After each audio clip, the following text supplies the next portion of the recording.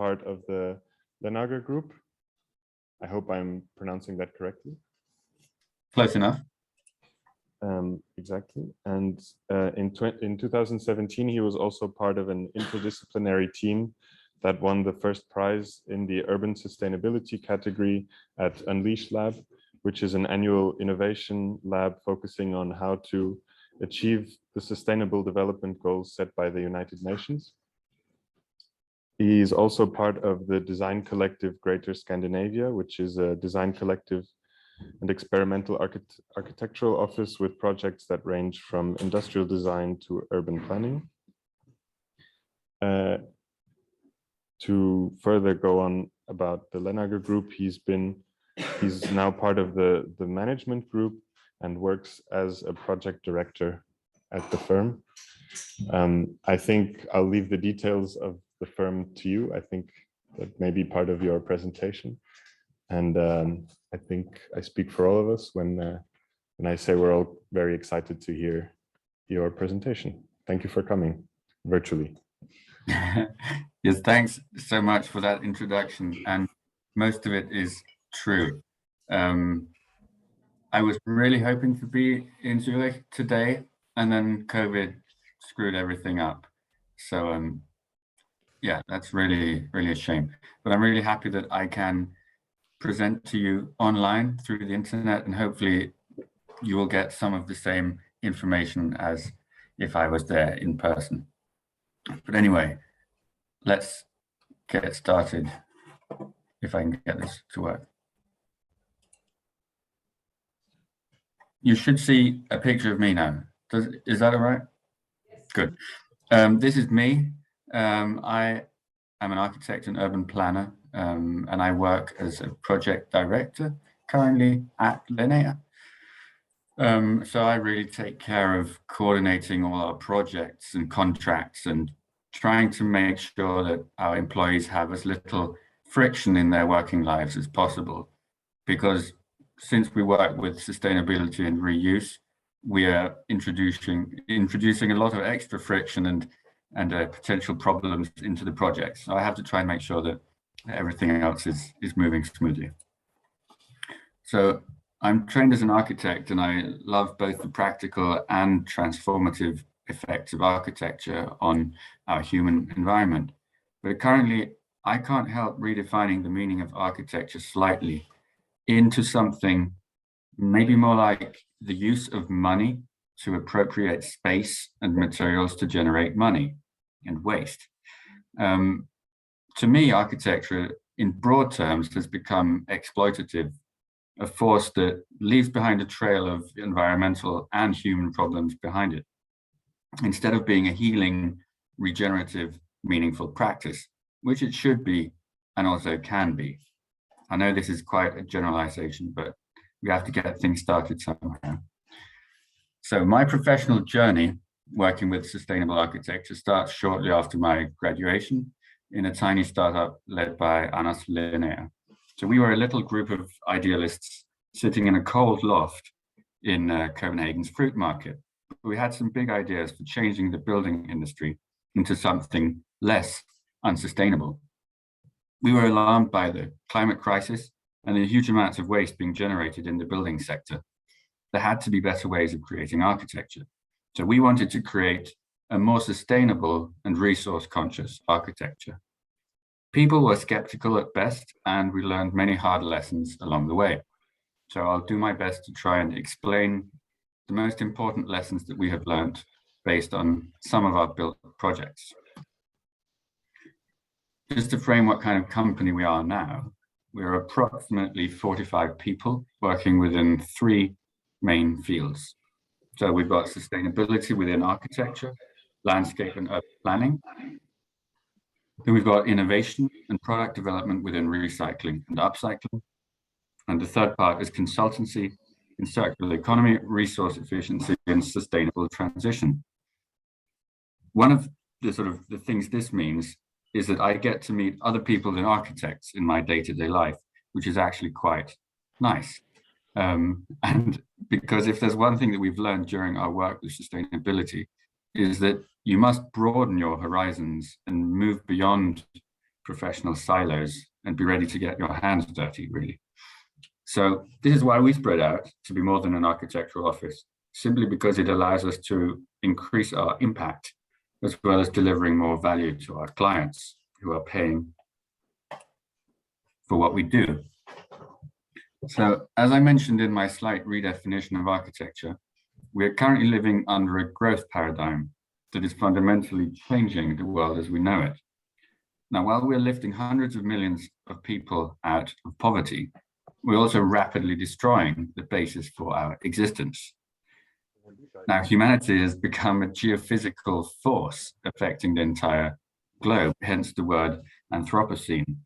And just to give you some slightly interesting facts, we've got 75% of the globe's terrestrial ecology has been modified by humans. And only 3% of all land vertebrates are wild creatures. The rest are owned by humans. Now, we've been unable to understand that Earth is a closed system.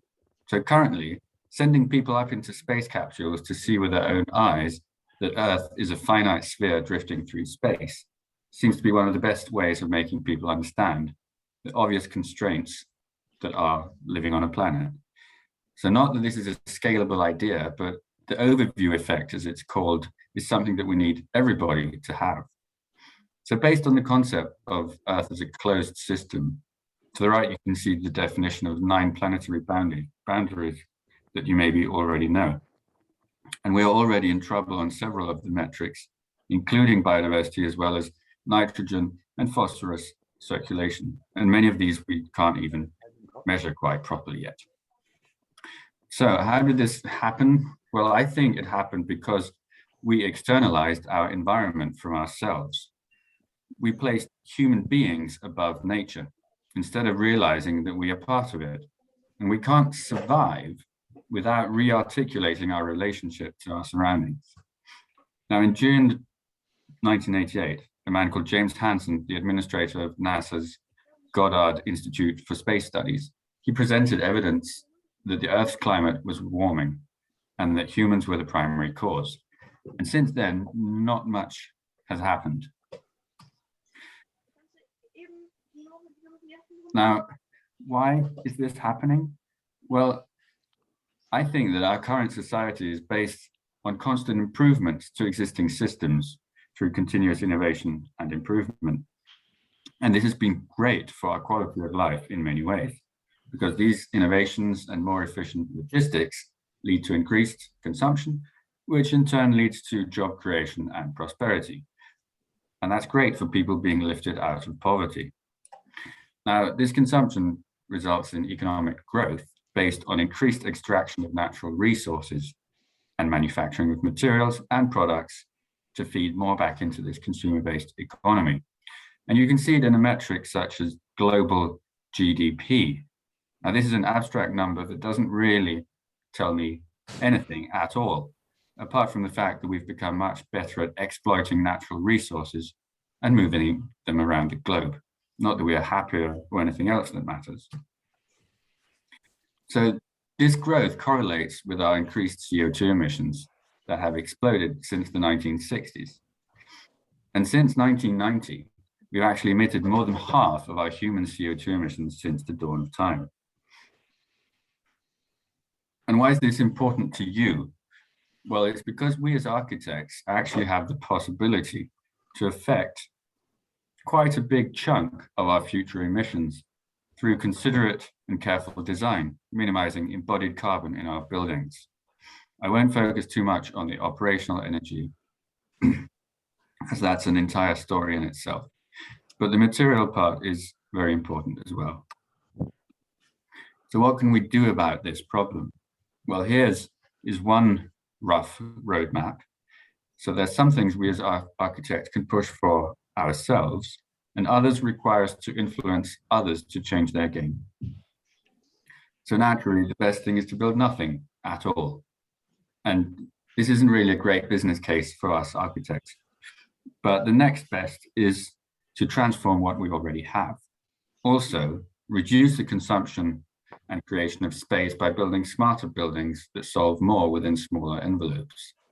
Or you could add functionality that makes other buildings obsolete that then could become transformed into a new use.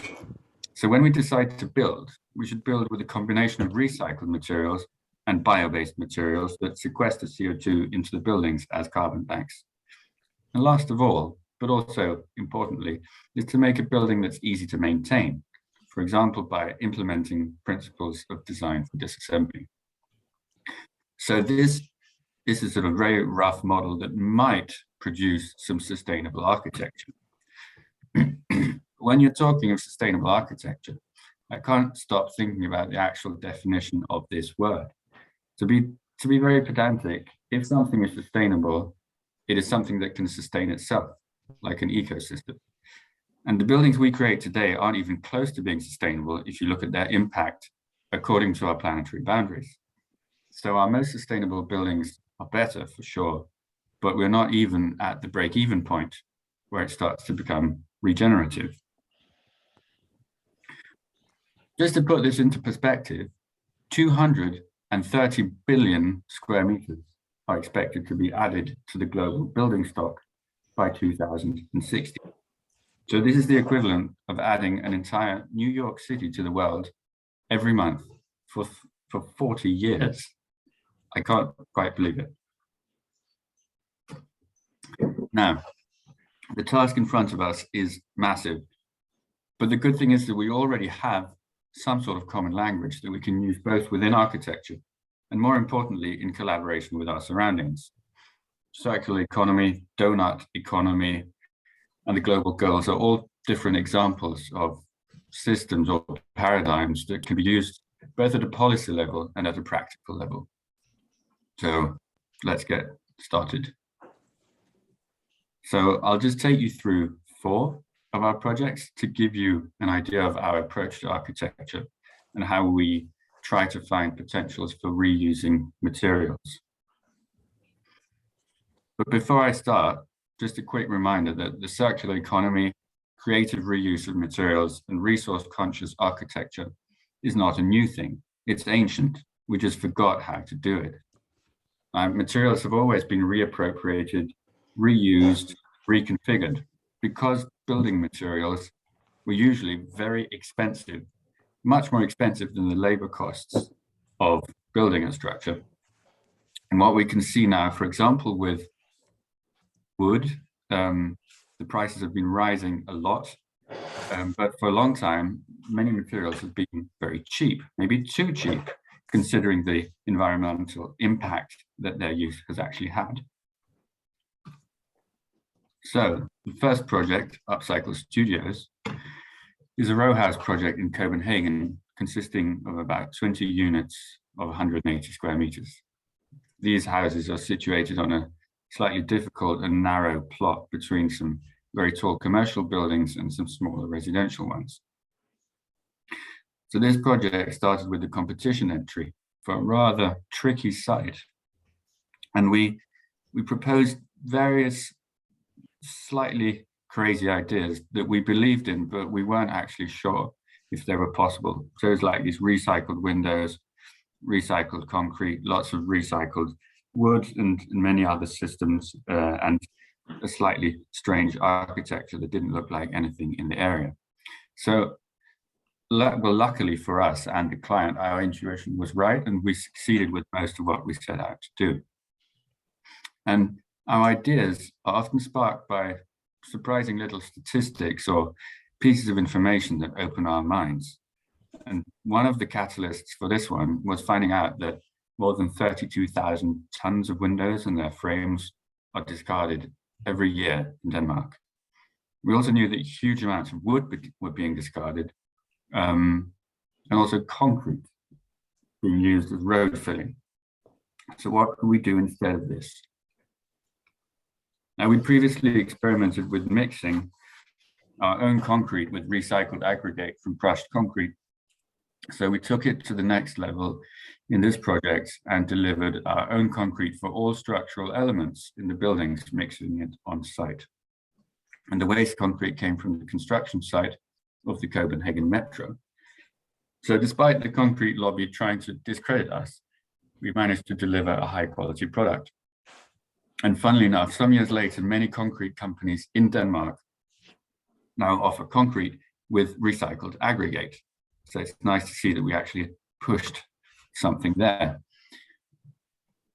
You can see some of the concrete being poured, and this is the first time that concrete with recycled aggregate was used structurally in Denmark. We managed to use 904 tons of concrete waste, but we only saved 8% CO2. In an optimized scenario, maybe we could lift that to 11%, but it just goes to show that the production of cement is such a huge part of the emissions that we should try to avoid using concrete at all. I mean, there are some new innovations in the cement factories that allow for maybe 20 to 30% saving on the concrete, but we still have to go further than that. So we have to try and tweak everything we can. And first of all, just try to avoid it. Now, to the right, you can maybe see some slightly strange windows being placed in a building, which we'll look at now. Glass is a product that requires large amounts of raw materials and energy in the production. And due to the wish for energy optimization, many windows in Denmark are changed long before their functional lifespan is over to reduce the operational energy in the buildings.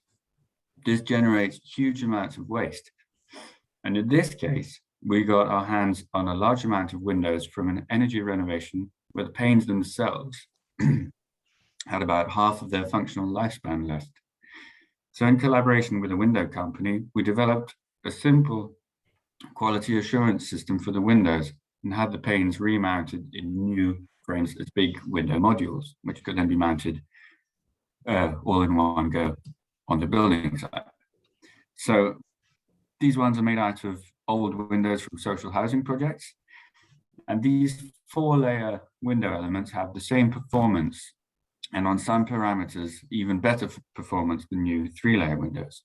And these panes are 15 to 20 years old, but they were tested to have at least 25 years of life left. So they're not even halfway before they were discarded, which is just completely insane. Now, for the windows, we calculated a 87% saving on CO2 compared to a solution with new glass, though it was 13% more expensive in the LCC. In an optimized scenario, we should be able to get up to 91% saving on CO2 and also deliver them at about half the price compared to a new product. And a lot of this has to do with optimization of the window sizes so that we could use more recycled panes and fewer new ones. And in general, with these product innovations or material innovations we've made, we can often see that the first time we do it, it's a bit more expensive than normal, on some of them at least. And that if we take everything we learned and implement it, we can do it a lot cheaper next time. So all the interior wood is off-cut floor wood from a high-end flooring manufacturer. So the Douglas planks were either too short to pass their requirements or had blue stain from fungus, so that would have been burnt. But we actually thought the blue stain looked quite nice. So we also used the wood in the interior for the partitioning walls between the load-bearing concrete slabs. And the interior is really quite raw and honest, maybe a bit too raw for some people who just want white painted walls. But it also means that we haven't used any paint, glue, or filler. It is what it is, which also means that the indoor climate is much better from day one, especially also because the wood, which can also have an impact on the indoor climate, has already gassed off all the compounds in it. So the wood on the facade is also offcut from a wood floor manufacturer, the same one, which meant in this case that we could have a more durable wood cladding for the same price as what we normally would have been able to get. And they've been then treated with pigmented linseed oil. In front of the row houses here, this is where you would normally enter them. They've got a slightly strange split level interior, and I'm sorry I forgot to add a section to this presentation, but it means that the inhabitants can open small businesses or offices or even rent out the bottom part of their unit and they can live on top. So actually this flexibility proved to be very attractive on the rental market. And with the project's very specific focus on sustainability, it actually attracted tenants all the way from Peru, who felt that this building was just the right place for them to live. And we have done some quite interesting anthropological studies to find out why it is people are attracted to this kind of building. And strangely, even though there were very different people living in these 20-row houses, they all felt that these houses were made specifically for them, and they couldn't really find anything else that matched what they needed as well as this. So we tried to reduce as much concrete waste as possible, but it's almost always impossible to avoid any waste. So we also had a little co-production of outdoor furniture as well. On this picture, you can maybe see that the windows look slightly different along the row. And that's got something to do with which windows were available at the time we were making the project. And in this project, we designed the window openings before we knew which windows we could get. And ideally, we would like to be able to design more flexibly with windows that we can source. And we tried recently on a high-rise project, but in many cases, the technical requirements for the indoor climate made it very difficult to source the right windows without altering the facade completely. So I would say we often find that there are some technical requirements that make what we want to do difficult, or that the engineers are a bit difficult to work with. So we're trying to get more and more engineering knowledge in-house so we can push back. The resource rows, it's the next project, 70 apartments and 30 row houses in Copenhagen. And when we were doing the competition for this project, we learned something interesting about brickwork in Denmark. And maybe it's also applicable in Switzerland. But brick walls built until about the 1960s, they can easily be dismantled into single bricks that can be used again, which is good. But most buildings later than this cannot. And this is due to the cement being added to the mortar, resulting in mortar that is far stronger than the bricks. So this little snippet of knowledge became incredibly important for the conceptualization of this project. So we had a crazy idea. What if we could cut out entire pieces of wall and reuse them in a new building? Now, here you can see how it's done, despite most people telling us that this was completely crazy and wasn't possible. And these wall segments came from the former Carlsberg brewery in Copenhagen. The different cutouts were then made into sandwich elements at a factory. And at this point, I should probably explain that in Denmark, most buildings above 1 to 2 stories are built as concrete element structures that are assembled on site. And many of these have brick facades stuck onto them, onto the outside to make them look like brick buildings. So it's in that context that this solution makes sense. And it's only very recently that anything bigger than single family houses or sports halls are made with wooden structures. So then the cutouts are put in formwork with consoles for balconies, etc. And this means that the old bricks actually have no load-bearing function. And here you can see the video from the production line of all these different sort of brick modules. And we had quite an interesting process trying to find out how we can make some design guidelines that are flexible enough for the people working at the factory to just make it work as quickly as they needed it to, while still making sure that we could control the design. While we were working on this project, we also got our hands on 300 tons of high quality wood from the Copenhagen Metro Company. They actually had 900 tons, but they'd already started to send it off for incineration or chipping before we could salvage it. This wood was heartwood of good quality. It could be larch, for example, and they were used as spacers between the tunnel elements being transported to the construction site.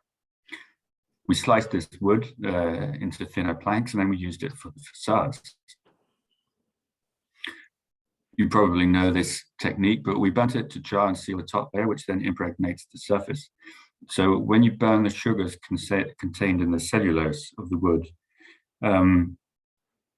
loses its appeal to insects and bacteria and fungus, and it will survive far longer than if you leave it untreated. Now, we didn't only want to implement recycled materials, we also wanted to create a local community where people could meet each other easily and grow their own vegetables on their roof in these little allotment gardens. So each rooftop garden has its own little garden shed, which you can enter your home through. And everybody's gardens are connected by a common footpath around the roofscape. And this sets it apart from just about anything else in the area, where all the terraces and balconies are private and disconnected from each other. The garden houses are also built completely out of recycled waste wood and recycled glass. But in those, we had a little problem with some mold because somebody hadn't stored the wood properly. So that's always interesting when you have recycled materials. Have they been stored properly along the way? Here's some close-ups of the bricks, which of course have a completely different aesthetic from what we are used to. We could have done it slightly less crazy, but we also wanted to make a statement. So that's why it maybe looks a bit more crazy than it could have. But also, since we had little or no control over when these bricks arrived and from where, we couldn't actually, when we handed in the planning application, know what it would look like. And the client also had to accept that they couldn't be sure exactly what it looked like. And this is again something that we can see on other projects as well, that in the planning application process, we can't say exactly what the building will look like. So there's a lot of trust involved in it as well. But we managed to reuse almost 3,000 square meters of bricks and 500 square meters of mortar. And the CO2 savings on the bricks were about 100 tons. The floors, again, they're leftovers from floor production, and they're massive oaks in different sizes. This isn't rocket science, but here you get floors of a much higher quality than you normally would in a project of this kind. And sadly for us, but luckily for the environment, it has actually become increasingly difficult for us to source off-cut wood from flooring companies because they are becoming aware that these secondary material streams actually have value. So they're starting to make new sort of product lines and collaborations which create value from what they thought was waste. So that's very positive. In the competition, we also had this idea that we wanted to create a bridge across the middle of the courtyard so that you could connect these allotment gardens better to each other. And we didn't actually think that it would happen, but to our surprise, we actually managed to get this double T deck into place that came from a nearby building demolition. So that was really a happy day to see that happen. And the reason that it's at an angle is simply because it's too long. So it had to be at an angle. So that's a sort of nice detail where the form follows availability. So both on Upcycle Studios and on the Resource Roads, we did a full LCA and LCC on the project to learn more about what was going on and what made sense with this. But if we look at the brick walls, they were actually a lot more expensive. They were 50%, well, 51% more expensive than a normal solution.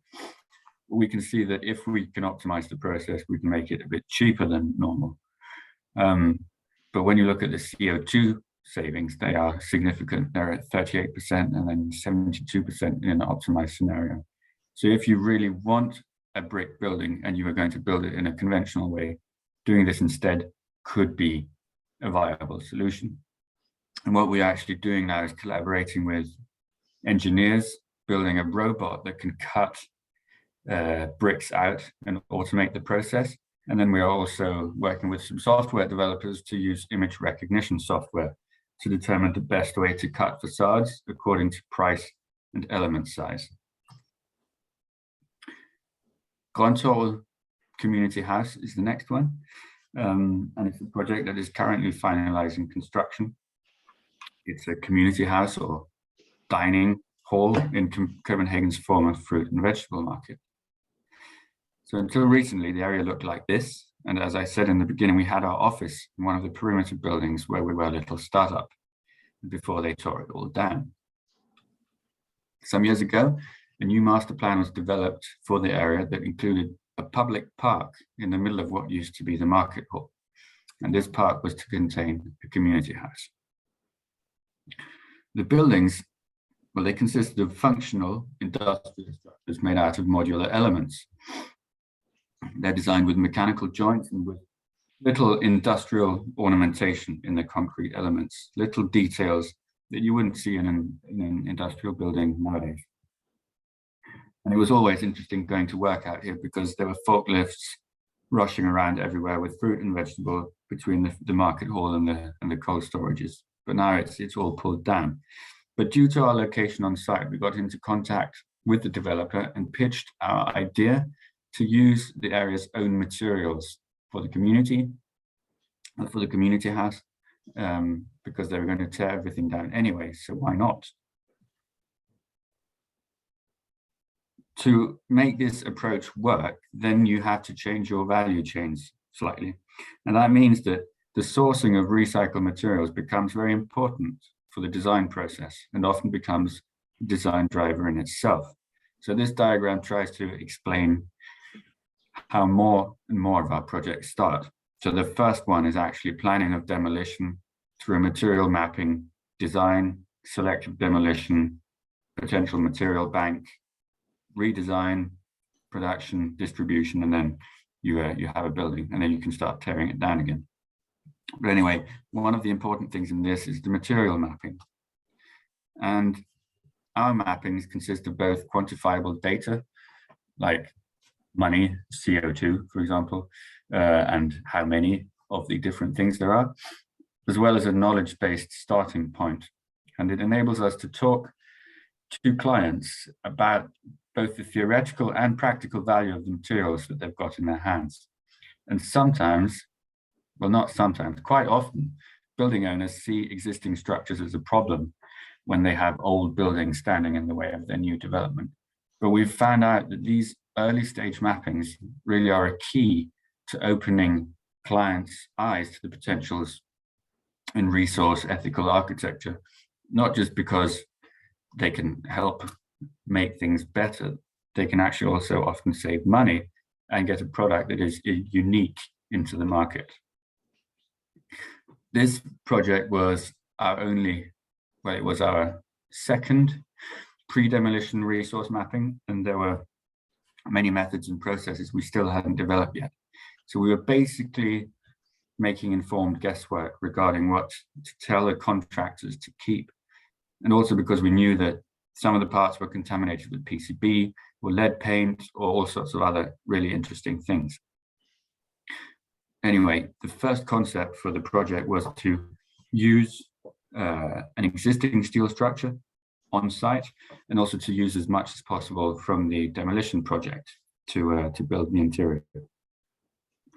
And when walking around this area, which we knew quite well, we were quite fascinated about the little details and these very robust elements in the existing buildings, these industrial patterns and functional detailing. And we wanted to see how we could preserve that and turn it into something contemporary. These buildings, luckily, were assembled in such a way that they were reasonably easy to dismantle, because they'd use mechanical joints, because when they built it, that was the easiest way to put it together. And on the right here, you can see some concrete elements with exposed aggregate pebble surface, which is at the bottom. And it's not something that is seen as very sexy or interesting these days, but we insisted on the architectural value of them in the new project, even though the clients wanted to throw them out because they didn't like them. These elements were then dismantled and cleaned up, ready for reuse. And this meant that they were sandblasted on site. And if they hadn't been reused in the project, they would actually have been sandblasted as well and then landfilled, which doesn't make any sense at all. But there are many things that don't really make any sense these days. On this axle of the building, you can see this blue steel structure carrying the roof. This was meant to be an existing steel structure reused from the site one-to-one, but due to new fire regulations and increased loads from a heavier roof, we couldn't reuse them. So therefore we had to make a new steel structure for the dining hall, but it was possible to directly reuse a steel structure for the greenhouse next to it. Now these concrete elements, they've been recomposed into new patterns, and they create the indoor partitioning walls, and they have this very specific tactility and surface that you wouldn't get in a sort of a normal project at this cost. I mean, normally it would be a painted drywall without any character. So we were really happy to let the, what you could say, the architectural heritage of the old market to live on. There are some pictures from the almost finished building where we had to introduce some new steel, but we have done our best to try and make sure that they're connected with mechanical joints and not welded together too much. So here's a gable on the new facade, and around the corner you can see the repurposed concrete frames with new glass in them, and they have a wonderful depth to them and character compared to the facade with only new elements. Because we were working with so many different concrete elements that we wanted to combine into a new collage, we had to be very specific about which piece of concrete to use where. And this took longer than usual, but it's also in this process that the architectural value was created. So when the contractors start building, it is also essential that they are flexible and creative within their fields to find new solutions as if things aren't as expected. Because one thing is us making these drawings and thinking that it will be all fine, but reality hits, and then often it isn't quite like that when working with recycled materials. But when we are able to get the craftsmen and contractors involved in a really good way, then they actually become important players in making the things happen, also when it goes wrong. Here's a section that shows the two floors inside and the rhythm of the reclaimed elements that define the new space. The ground floor contains the kitchen, toilets and other services related to the kitchen, and the first floor has some meeting rooms that can be rented by the people living in the area. This section, the other direction, gives you an idea of the size of the space and this prominent central volume of stacked concrete, which is then sort of covered with this light glass and steel structure. Now, it's always interesting to see what happens at a building site, especially when working with recycled materials.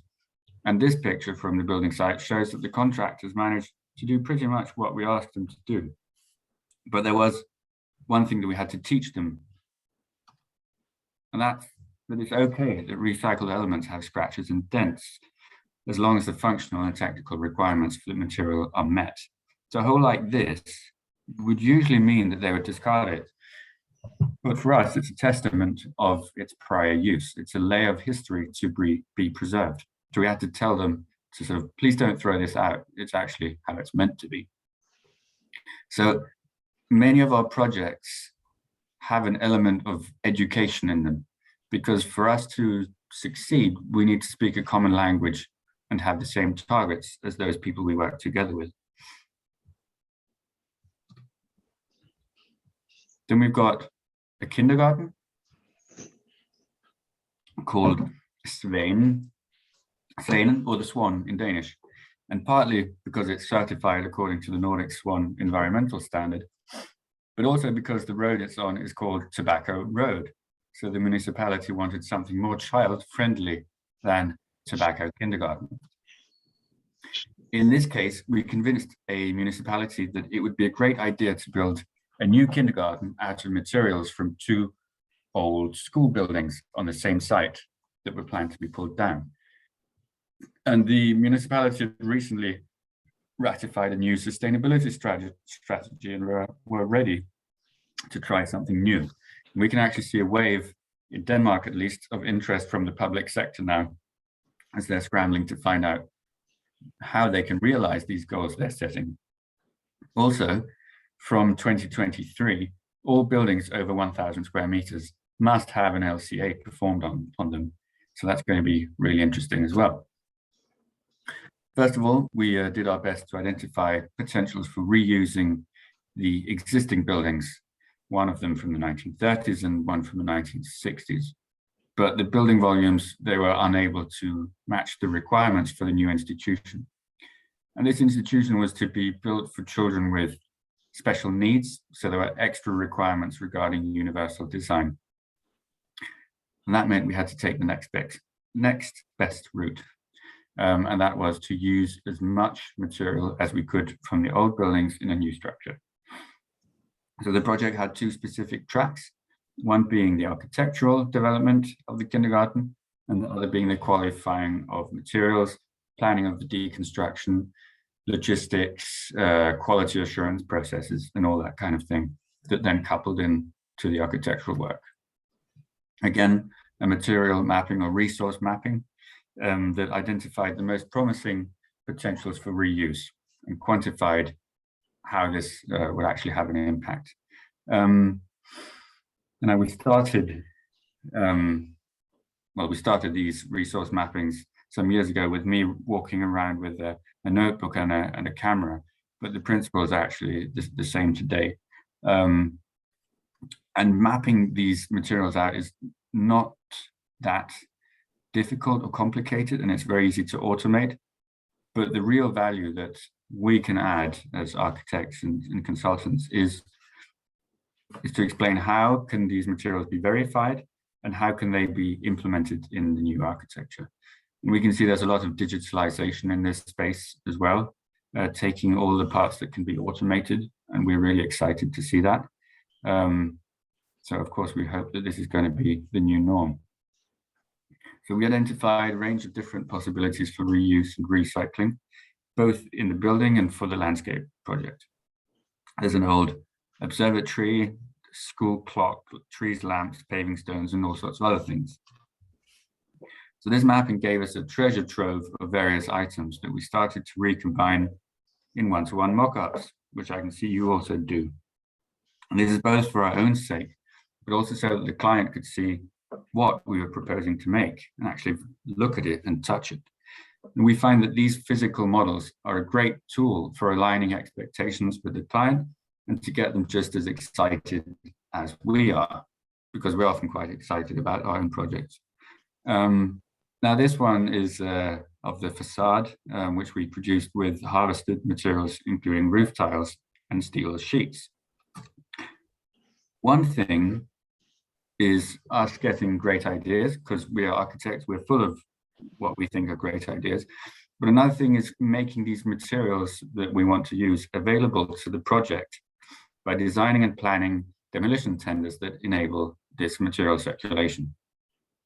So by developing very project-specific requirements and processes for deconstruction based on our resource mapping, we could ensure that the materials we wanted would actually be available for us and that they would be treated appropriately. Also, it meant that the contractors could give a much more reasonable price for the materials, meaning that it was more realistic for us to implement the materials in the project. So what we effectively did was we took risk out of their processes, which then translated directly into lower costs. In the design of this demolition tender, we described and evaluated every material according to 8 criteria, which enabled us to identify the most viable materials.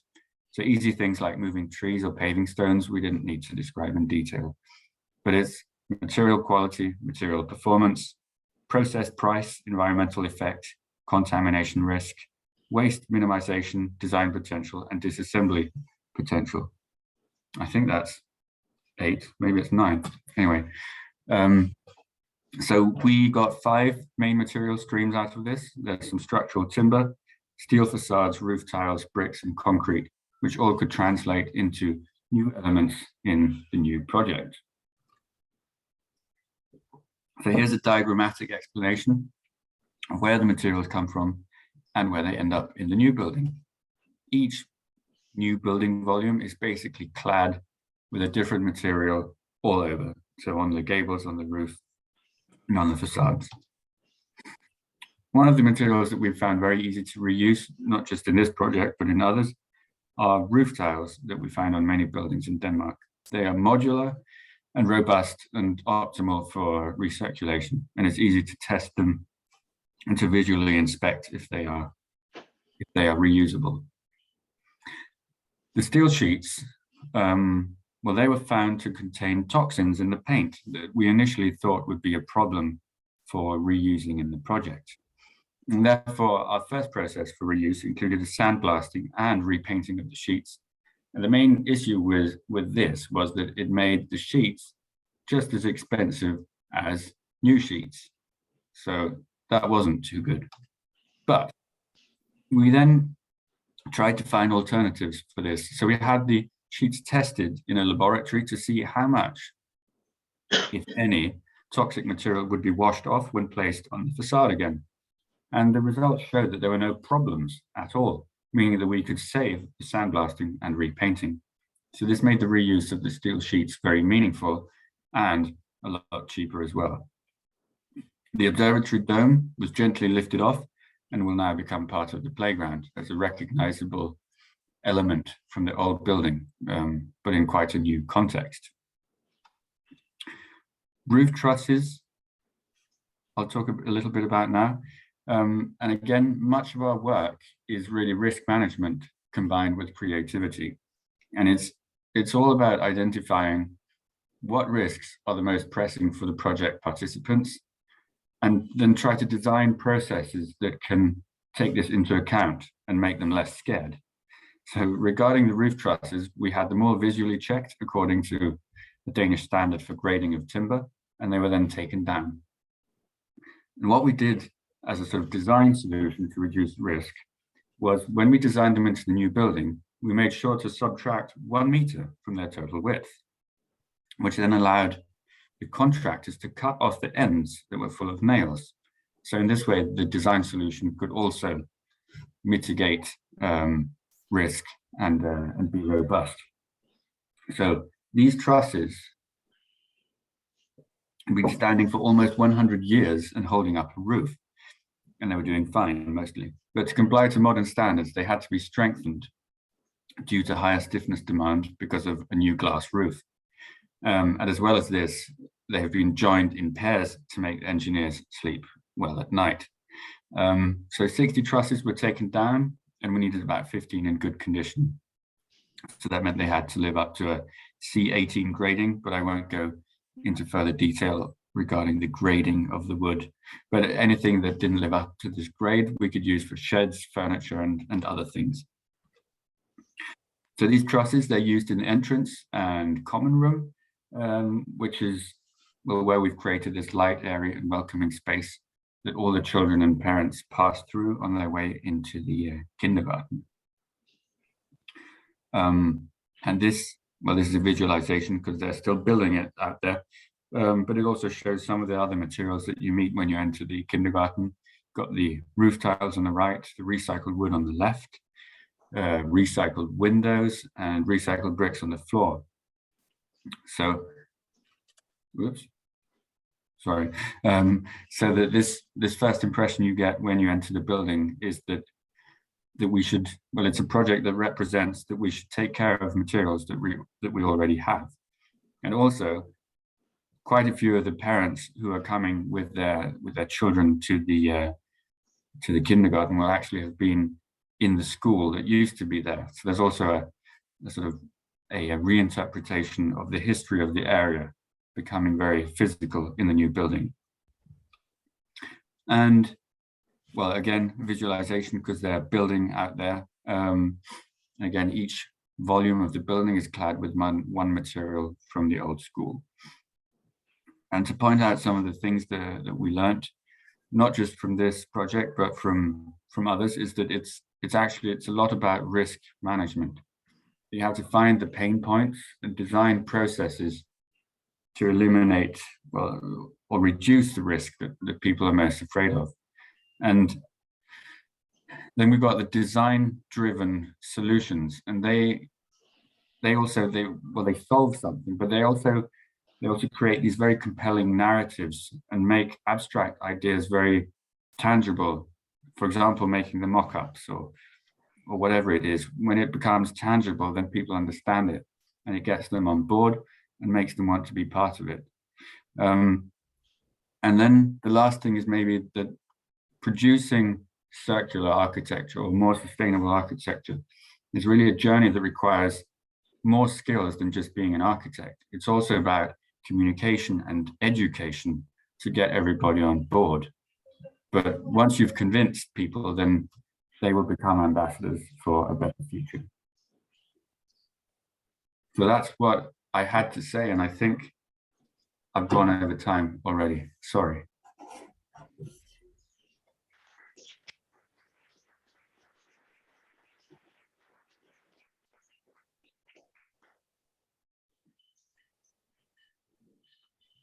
I think you're muted right now, so I can't really hear you. I have a question. You mentioned that you have done a lot of the buildings, the second buildings with the old windows where you doubled up the fronts, and you said with the scaling up you would be cheaper and you would know better how to do it. Have you done it again? Well, we are trying to do it right now on a high-rise project. But in that one, it's due to a gas tank or a factory that can explode somewhere nearby, that it has to, we can't do it exactly as we want, but we are making it happen again. And there's also a slight sort of detail in that story, and that is that we sold off part of our company. So actually the part of the company that sold these products, like the windows and all sorts of other products, they've now been sold off to scale that up, because we as a little architectural company with a sub company making recycled products were unable to scale it. You need more capital. So I'm also hoping that that's going to make it scale. Yeah, that would be one of my other questions. We have now about 60 or 70 people, and we are doing a lot of work, but and we have done some spectacular projects, but there is nothing coming from the same owners, the ones who are very happy, they got prices, whatever, but they are not considering another project. That's Do you have interesting. this experience? Do you get further up projects from one of those who you did so successfully? Well, I would say yes and no, but the no is due to something very specific. And that is yet another detail in our organization. That for some years, we were partially owned by a capital fund that is also a property developer.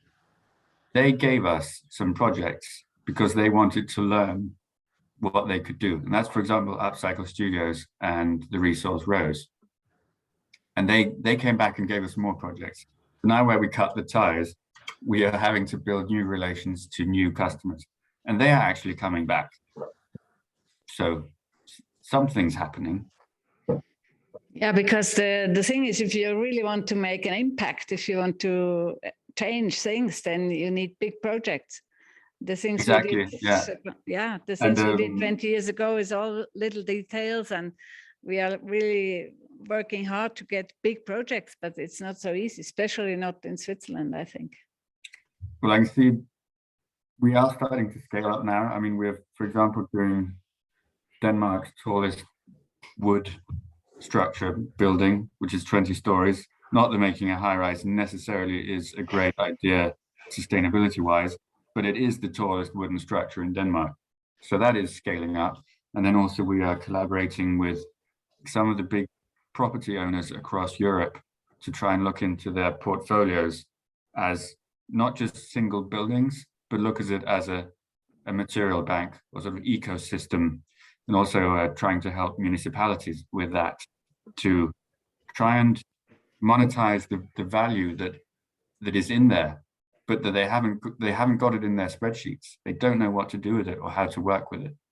So we are again having to try and move into areas which are not architecture.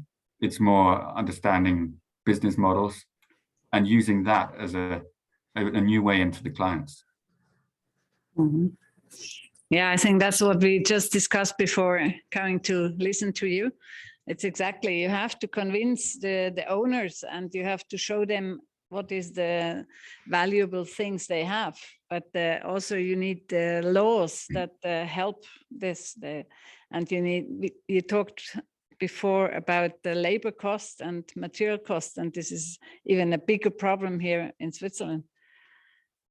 Yes, I can imagine. I mean, people are expensive in Denmark, but I think there's only one place they're more expensive, and that's maybe Switzerland.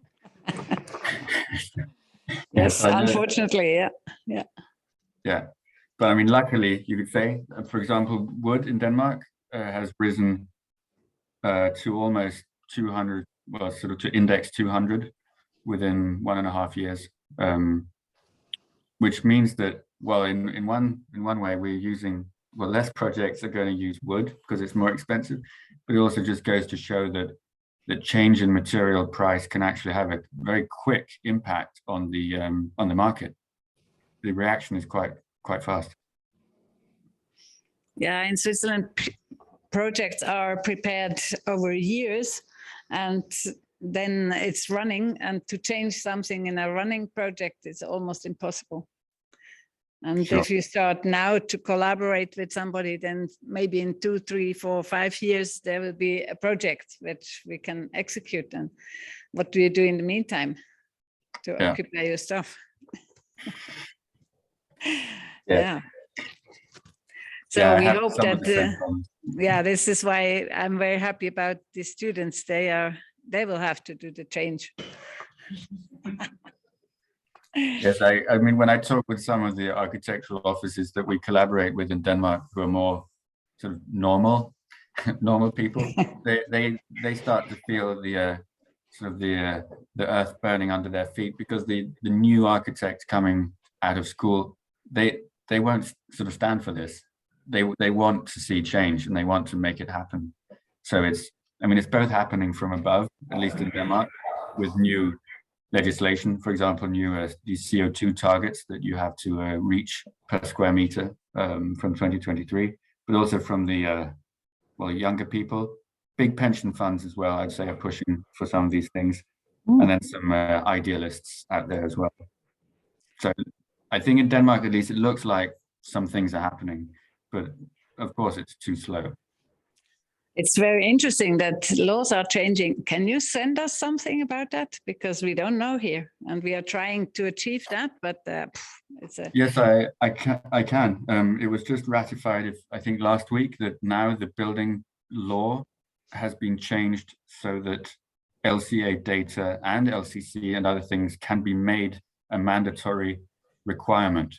And there's a stepped sort of target that is reduced year by year from 2023.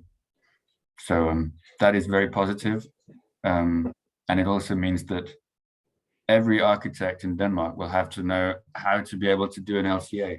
Otherwise, they're going to get in trouble, or they can just do single family homes.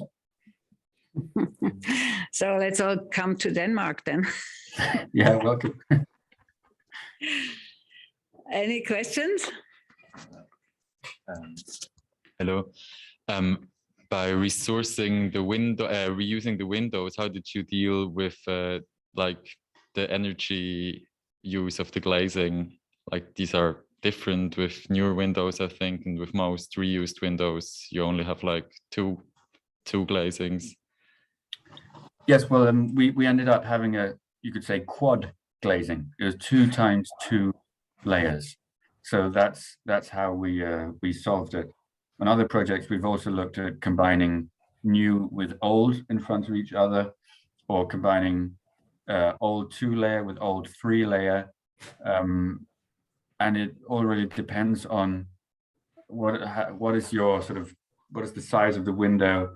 Is it a workspace, or is it a living space, or what are sort of different requirements.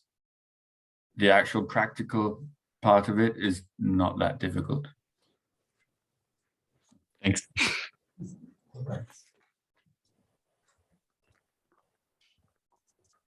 In the project with the brick walls where you cut the bricks and reassembled them, on the picture it didn't seem yet like you have a beam. How did you solve the structure of it? You said it's self-carrying, or well, there is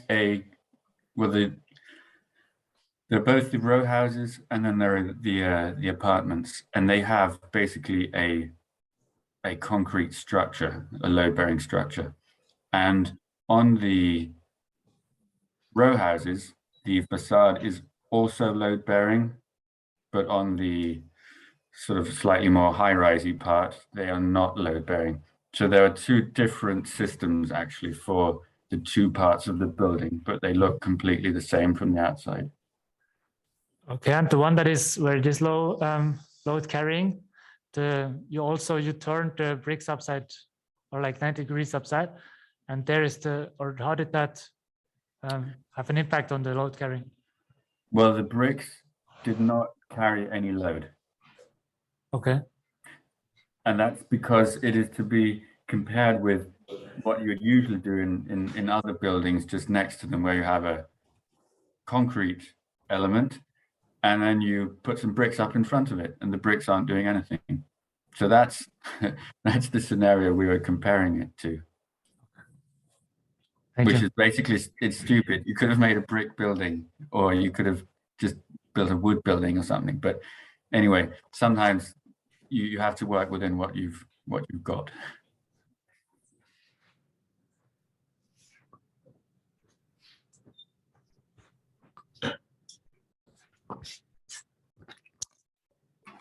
I have a question. You mentioned you presented two projects which where there were a competition. Was the reuse part in the requirements, or did you propose that yourselves? How did it work? Well, those competitions were back in 2016, I think. And no, there were no requirements for recycling or sustainability or anything. But that was the reason we won. First, we entered with a developer in this competition that they wanted to do that. And then the company selling the land, which is a strange quasi-state entity, thought that was very interesting. So now this was only because our client was willing to go slightly crazy. And I would say it's only recently that we actually, within the last 2-3 years maybe, that we actually see public tenders where recycling is mandatory. And also only within maybe the last year or so that these tenders actually are able to describe what it is they want and how, and not just write 50% recycling or something useless. Yeah, I hope that answers. Yeah, thank you. But so you mean they wanted to go crazy with your project, with your proposal, but were the costs that were already given unknown at the moment of the competition, or because at the end in your analysis you show that it was sometimes 30% more expensive, or even 50 for some parts? Are there other parts of the building where you are cheaper so that you compensate, or how do you deal with the costs that are higher? I don't think from the beginning there was an explicit target price for us from the client, but they probably did have some spreadsheet somewhere that defined something. But the overall cost of those units, both the upcycle studios and the resource rows, I can't remember the numbers exactly, but I think it is within plus 10% of a reference building. But what we have found out afterwards, which is very interesting, is that the units were rented out much faster than anything in the area. Another thing is we found out is that the company which is doing the maintenance on those buildings say that they are spending much less money. So somehow, either it's because the people who've moved there take really good care of the buildings, or something is going on that we're about to try and sort of dive into to understand why does making architecture in this way have this kind of impact, and how can we quantify that so we can make potential clients understand that it's, if it costs a little bit more sometimes, it's actually worth it. Yeah, let us know when you find out, because that's a very important issue. We had made the same experience with this K118. The building was rented out before it was finished, and a similar building, new building, just 100 meters from there was empty during 2 years. So it's really the spirit, I think, goes over, and you find other people, tenants, who would rent such a room. Yeah, exactly. And it's a cost that is difficult to quantify from the beginning. So it's, yeah, we are really working on the sort of argumentation on that one. We will share that with you when we know more. Thank you. Are there more architects working like you in Denmark? Well, there are several others who say they are, and some of them are maybe getting there.